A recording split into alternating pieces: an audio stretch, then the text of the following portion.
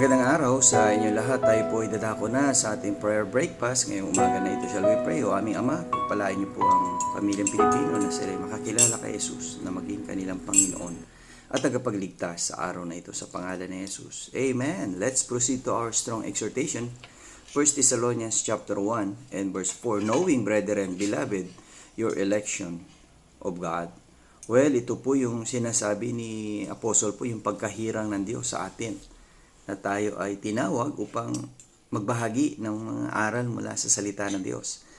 At yung mga aral na yan ay atin namang isabuhay at ibahagi sa mga tao pang hindi pa nakakaalam ng mga salita ng Diyos, na tanggapin nila si Jesus na maging kanilang Panginoon at tagapagligtas. Kaibigan, baka matagal ka nang nakikinig at nanonood ng aking prayer breakfast at hindi mo pa tinatanggap si Jesucristo na iyong Panginoon at tagapagligtas. Tanggapin mo na siya hanggat may panahon pa. Tumalikod ka na sa iyong mga kasalanan at sumunod sa kanyang kalooban. Okay?